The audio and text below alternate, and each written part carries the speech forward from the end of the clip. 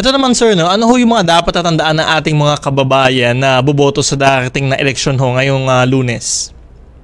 Ngayon pa lang, pag-isipan na natin kung sino ang ating iboboto para hindi tayo magtatagal sa voting precinct, sa polling precinct.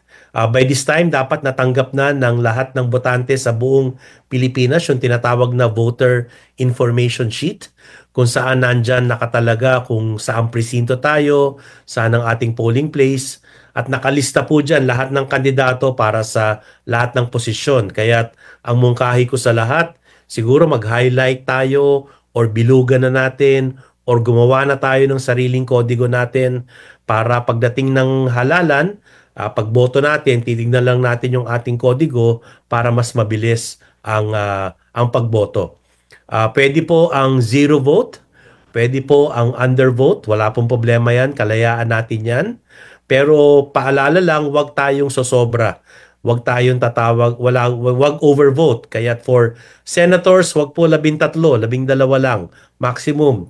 For party list, isa lang.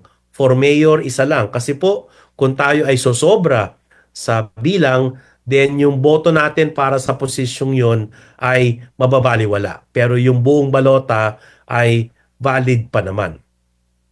Pag hindi po tayo registered voter, hindi po tayo pwedeng bumoto. Kung hindi natin alam kung saan pala tayo presinto, meron pong COMELEC Finder.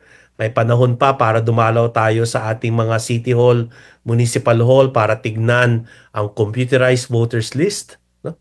Kung tayo po ay senior citizen, kung buntis or merong kapansanan at hindi tayo makakaboto, pwede po tayong tulungan o i-assist. Ang pwede pong assistor ay yung mga guro na membro ng electoral board, mga kamag-anak at mga kasambahay or people of yung ating pinagkakatiwalaan. Kasi alam natin na personal po ang pagboto at hindi pwedeng ipagkatiwala sa iba. Isa rin pong paalala dahil ang ating halalan ay secret. Huwag po nating kukunan ng litrato ang ating balota. Huwag po nating kukunan ng litrato yung screen kung saan po lumalabas yung ating mga binoto.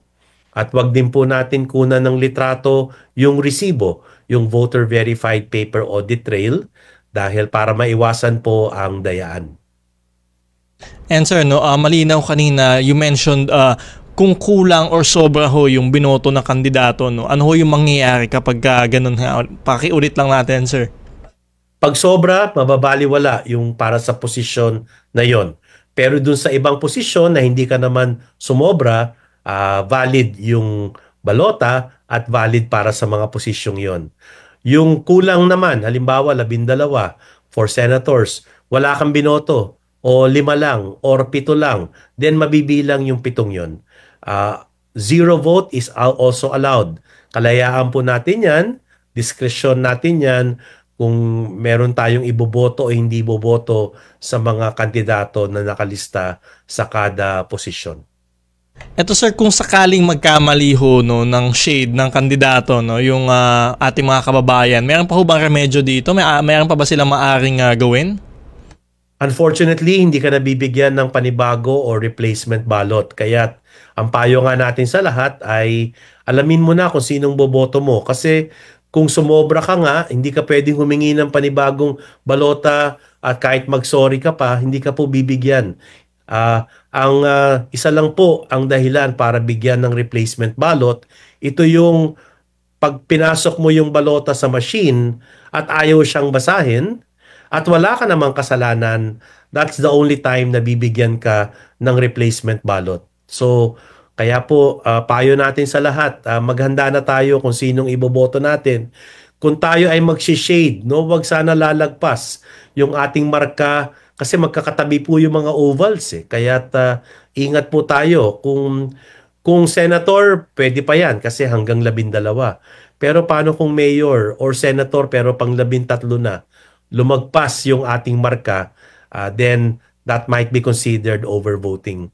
At isa pa palang paalala, wag nating lalagay ang pangalan natin sa balota. Wag nating lalagyan ng anumang marking. While pwede pa yan basahin ng ating machine, baka po maging makasuhan pa kayo ng election offense.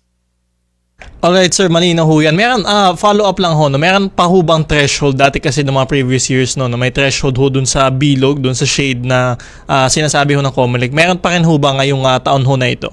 Oo, dati ang threshold 25% kasi mas malaki ang oval. Ngayon ang threshold 15%.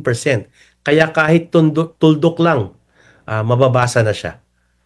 Right, malinaw ho yan na Attorney Al. Ito ho naman ho, sa mga mahilig ho mag-selfie, I know you mentioned ho kanina yung mga bawal na gawin doon ho, no, sa polling precinct. Maaari ba ho silang mag-selfie doon sa kanilang balota na wala naman ho nakalagay na mga inihahalal pa ho nila? Ah, Depende kung may mahigpit na teachers, no? Yung iba baka hindi payagan yon, kaya wag na lang siguro.